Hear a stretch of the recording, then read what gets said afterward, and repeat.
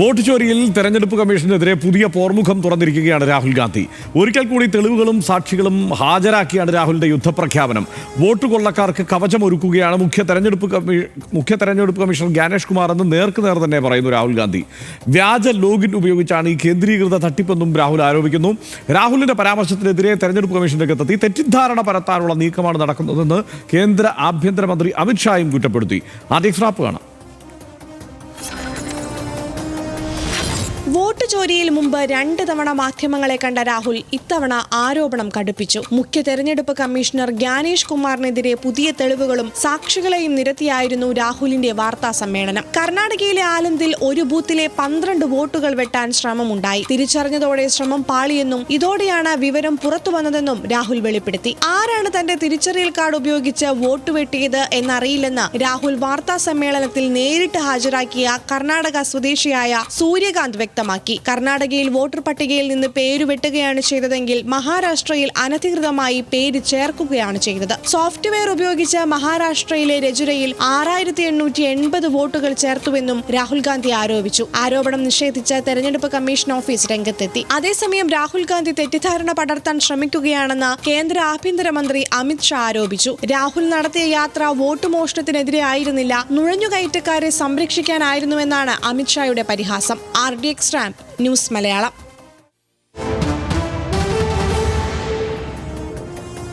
Vote കൊള്ളക്കാരെ സംരക്ഷിക്കുകയാണ് മുഖ്യ തെരഞ്ഞെടുപ്പ് കമ്മീഷണർ ജ്ഞാനേഷ് കുമാർ എന്ന രാഹുൽ ഗാന്ധി. കർണാടകയിലെ അലന്ദിൽ സംസ്ഥാനത്തിന് പുറത്തു നിന്നുള്ള ഫോൺ നമ്പർ ഉപയോഗിച്ച് 6018 വോട്ടുകൾ വെട്ടി.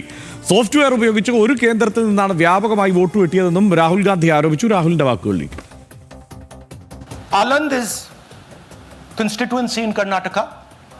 Mobile numbers from outside Karnataka, from different states, and you can see on the map, from different states were used to delete numbers in Aland, and it was done targeting Congress voters. So this was not random. We will show you again that these deletions were specifically targeting booths where the Congress party was winning. Voter പട്ടികയിൽ നിന്ന് ആളുകളെ നീക്കുന്നത് വ്യക്തികൾ ഒറ്റയ്ക്ക് ചെയ്യുന്നതല്ല, ആസൂത്രിതമാണ് എന്നാണ് രാഹുൽ ഗാന്ധി പറയുന്നത്. Software ഉപയോഗിച്ച് കേന്ദ്രീകൃതമായി നടപ്പാക്കുന്നു എന്നതാണ് ആരോപണം. ക്രമക്കേട് നടത്തിയത് കർണാടകയ്ക്ക് പുറത്തുള്ള കോൾ സെന്ററുകൾ വഴിയാണ്. പട്ടികയിൽ നിന്ന് ഒഴിവാക്കുന്നതും കൂട്ടിച്ചേർക്കുന്നതും വോട്ടർമാർ അറിയുന്നില്ല എന്ന ഗുരുതര ആരോപണം കൂടി രാഹുൽ ഗാന്ധി മുന്നോട്ട് വയ്ക്കുന്നു. രാജ്യത്താകമാനം നീക്കം ചെയ്യുന്നത് ദശലക്ഷക്കണക്കിന് വോട്ടുകളാണ് എന്നാണ് രാഹുൽ ഗാന്ധി പറയുന്നത്. ദളിതർ, ഗോത്രവിഭാഗക്കാർ, പിന്നോക്കക്കാർ, മുസ്ലിങ്ങൾ എന്നിവരുടെ വോട്ട് നീക്കുന്നു. വോട്ട് കൊള്ളയ്ക്കായി ഓട്ടോമാറ്റിക് സോഫ്റ്റ്വെയർ പ്രവർത്തിക്കുന്നു. ഏറ്റവും കൂടുതൽ വോട്ട് നീക്കിയ ആദ്യ 10 ബൂത്തുകൾ കോൺഗ്രസ് ബൂത്തുകളാണ് എന്നും രാഹുൽ ഗാന്ധി പറയുന്നു. വോട്ടർമാരെ നീക്കം ചെയ്യാൻ ഉപയോഗിച്ച ഫോൺ നമ്പറുകൾ രാഹുൽ ഗാന്ധി പങ്കുവയ്ക്കുകയും ചെയ്തു. ആരുടെ നമ്പറുകളാണ്, എങ്ങനെ ഇവ പ്രവർത്തിപ്പിച്ചു, ആരാണ് OTPകൾ സൃഷ്ടിച്ചത്? പക്ഷേ ഇത് തെരഞ്ഞെടുപ്പ് കമ്മീഷൻ നിഷേധിക്കുകയാണ്. രാഹുലിന്റെ ആരോപണങ്ങൾ അടിസ്ഥാനരഹിതമാണ് എന്നാണ് തെരഞ്ഞെടുപ്പ് കമ്മീഷൻ പറയുന്നത്. ഓൺലൈനായി ഒരു വോട്ടും നീക്കം ചെയ്യാൻ കഴിയില്ല എന്നാണ് തെരഞ്ഞെടുപ്പ് കമ്മീഷന്റെ പ്രസ്താവന. വോട്ട് നീക്കം ചെയ്യും മുമ്പ് ആ വ്യക്തിക്ക് പറയാനുള്ളത് കേൾക്കും. കോൺഗ്രസ് അനുകൂല വോട്ടർമാരെ തെരഞ്ഞുപിടിച്ച് ഒഴിവാക്കി എന്നതിൽ യാഥാർത്ഥ്യമില്ല എന്നുമാണ് പറയുന്നത്. എന്നാൽ BJP ഈ രാഹുൽ ഗാന്ധിയുടെ ആരോപണങ്ങളെ പരിഹസിക്കുകയാണ്. വോട്ട് ചോരി ആരോപണം ഉന്നയിച്ച രാഹുൽ ഗാന്ധിയെ BJP പരിഹസിക്കുന്നത് ഹൈഡ്രജൻ ബോംബ് പൊട്ടിക്കുന്നതിന് പകരം പൂത്തിരി കത്തിച്ചു മടങ്ങി എന്നാണ്. അനുരാഗ് ഠാക്കൂറാണ് അങ്ങനെ പറഞ്ഞത്. രാഹുൽ ഗാന്ധിക്ക് തുടർച്ചയായ തെരഞ്ഞെടുപ്പ് പരാജയങ്ങളിൽ നിരാശയാണ് എന്നും ആരോപിക്കുന്നു. രാഹുൽ ഭരണഘടനാ സ്ഥാപനങ്ങളെ നിരന്തരം ദുർബലപ്പെടുത്താൻ ശ്രമിക്കുന്നു എന്നുമുള്ള ആരോപണം BJP ഉയർത്തുകയാണ്. സനീഷ്, എന്തൊക്കെ പറഞ്ഞാലും തെരഞ്ഞെടുപ്പ് കമ്മീഷൻ എന്തായാലും സംശയത്തിൻ്റെ നിഴലിലാകുന്ന തരത്തിൽ തന്നെ കാര്യങ്ങൾ അവതരിപ്പിക്കാൻ രാഹുൽ ഗാന്ധിക്ക് കഴിഞ്ഞിരിക്കുന്നു. എല്ലാം പ്രൂഫോടെയാണ്, തെളിവുകളോടെയാണ് രാഹുൽ ഗാന്ധി ഈ കാര്യങ്ങൾ അവതരിപ്പിക്കുന്നത് എന്നതല്ലേ യാഥാർത്ഥ്യം. നിശ്ചയമായിട്ടും ആ അർത്ഥത്തിൽ ഇതൊരു വലിയ നെറേറ്റീവ് എന്ന നിലക്ക് വലിയ തോതിൽ ചർച്ച ചെയ്യിക്കാൻ സാധിച്ചിട്ടുണ്ട്. കഴിഞ്ഞ ആദ്യത്തെ സംഭവങ്ങൾ വലിയ തോതിൽ ചർച്ചയായതാണ്. പക്ഷേ ഇതിനകത്ത് എൻ്റെ ഫോൺ നമ്പർ ഉപയോഗിച്ച് ഹർഷൻ്റെ വോട്ട് എങ്ങനെയാണ് ഡിലീറ്റ് ചെയ്യാൻ പറ്റുക എന്ന് എനിക്ക് മനസ്സിലായില്ല. ഒന്നുകൂടെ വിശദീകരിക്കണം തോന്നുന്നു. അതെ, തീർച്ചയായും. അതായത് ക്ലാരിറ്റി കുറച്ചുകൂടി വേണ്ട വിഷയമാണ് ഈ രണ്ടാമത് അവതരിപ്പിച്ചിരിക്കുന്നത്. പക്ഷേ അത് മാത്രമല്ല, അക്കാര്യത്തിൽ അദ്ദേഹത്തിനും ഒരു ധാരണയുണ്ട്. കാരണം ഞാൻ പറഞ്ഞ ഹൈഡ്രജൻ ബോംബ് അല്ല ഇത് എന്ന് അദ്ദേഹം പറയുന്നത്, അത് വേറെയാണ് അത്ര. അല്ല, ഇതിനകത്ത് ഒരു കാര്യമുള്ളത്, ഈ അലന്ത് മണ്ഡലത്തിൽ ഈ പ്രശ്നം ഉണ്ടായതിനു ശേഷവും ജയിച്ചത് കോൺഗ്രസ് ആണ്. അതെ അതെ. അതിന് മുമ്പിലത്തെ തെരഞ്ഞെടുപ്പിൽ BJP ജയിച്ച സ്ഥലത്ത് പിന്നീട് കോൺഗ്രസ് തന്നെയാണ് ജയിച്ചത്.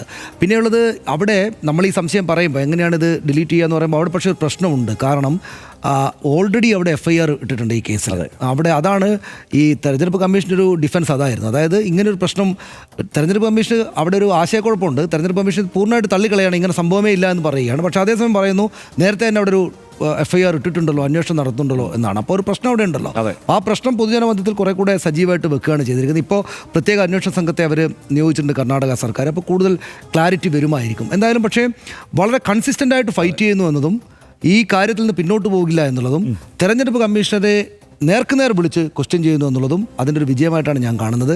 രാഷ്ട്രീയ നേതൃത്വത്തോടല്ല, അതായത് BJPയോടും അമിത്ഷായോടും നരേന്ദ്രമോദിയോടും അല്ല, ഈ പൊല്യൂട്ടഡ് ആയിരിക്കുന്ന അധികാര രാഷ്ട്രീയത്തിൽ മറ്റേ കക്ഷിക്ക് വേണ്ടി സർക്കാരിന് വേണ്ടിയിട്ട് സ്വന്തം വഴിമറന്ന് കളിക്കുന്ന ജ്ഞാനേഷ് കുമാറിനും തെരഞ്ഞെടുപ്പ് കമ്മീഷനെതിരെയാണ് തൻ്റെ പോരാട്ടം എന്ന നല്ല സൂചന നൽകാൻ രാഹുൽ ഗാന്ധിക്ക് സാധിച്ചിട്ടുണ്ട്. എനിക്ക് തോന്നുന്നു ഈ നമുക്കിപ്പോൾ പൂർണ്ണമായിട്ട് മനസ്സിലാവാത്ത സംഗതികൾ കൂടെ അടുത്ത വാർത്താ സമ്മേളനത്തിലും മറ്റുമൊക്കെ കുറെ കൂടെ ശക്തമായിട്ട് ഇത് ഹൈഡ്രജൻ ബോംബല്ല, ബോംബിന് വരാനിരിക്കുന്നത് അതല്ലേ ഇത് ഒരു വിജയ ഫോർമുലയായി ഒരുപക്ഷെ രാഹുൽ ഗാന്ധി കരുതിയിട്ടുണ്ടാവണം. ഇതിൻ്റെ ഒരു തുടർച്ച ഒരുപക്ഷെ ഉണ്ടാവുമെന്നാണ് കരുതുന്നത്. മാത്രമല്ല ഈ തെരഞ്ഞെടുപ്പ് കമ്മീഷൻ ഇങ്ങനെ ഇതിനെല്ലാം നിഷേധിക്കുകയും തള്ളിക്കളയുകയും ഭീഷണിപ്പെടുത്തുകയും ഒക്കെ ചെയ്യുന്നതിൽ വലിയ കാര്യമൊന്നുമില്ല. രാജ്യത്തിന്റെ പ്രതിപക്ഷ നേതാവാണ് അദ്ദേഹം തെളിവുകൾ അടക്കം അദ്ദേഹം ആരോപണം ഉന്നയിക്കുകയാണ്. മാത്രമല്ല ഇത് എങ്കിൽ പിന്നെ തുടർ നടപടികളിലേക്ക് ഈ തെരഞ്ഞെടുപ്പ് കമ്മീഷൻ കടക്കണമല്ലോ, അല്ലെങ്കിൽ വല്ല കേസും എടുത്ത് അതുമായി ബന്ധപ്പെട്ടുള്ള നടപടികളിലേക്ക് പോകണം. ഇതിന് പറ്റുന്ന സാഹചര്യം തൽക്കാലം ഇല്ല. കാരണം എന്താണെന്ന് വെച്ച് കഴിഞ്ഞാൽ ഇവരാവശ്യപ്പെടുന്നതാണ് സത്യവാങ്മൂലം കൊടുക്കണം. അങ്ങനെ ഒരു സാഹചര്യം ഉണ്ടായാൽ ആ സത്യവാങ്മൂലം കൊടുത്ത് തെരഞ്ഞെടുപ്പ് കമ്മീഷന് പരാതി കൊടുത്ത് അങ്ങനെ മുമ്പോട്ട് പോകണം. അത് നിയമപരമായി നിലനിൽപ്പില്ല. കാരണം 6 മാസത്തിനുള്ളിൽ വേണം ഈ പരാതി കൊടുക്കാനായിട്ട്. അത് സംഭവിച്ചിട്ടില്ല. 2024 നടന്ന തെരഞ്ഞെടുപ്പാണ്. ഇനി കോടതി വഴി ഇത് ചോദ്യം ചെയ്യേണ്ട സാഹചര്യം, ഹൈക്കോടതിയിലെ പരാതി കൊടുക്കാൻ പറ്റുള്ളൂ. അങ്ങനെ ഉണ്ടായാൽ പോലും 10-45 ദിവസത്തിനുള്ളിൽ ആ പരാതി കൊടുക്കേണ്ടതുണ്ട്. ഇത് ആ കാലം കഴിഞ്ഞു പോയി. 2024 തെരഞ്ഞെടുപ്പാണ്. അതുകൊണ്ട് തന്നെ ആ കാലം കഴിഞ്ഞു പോയി.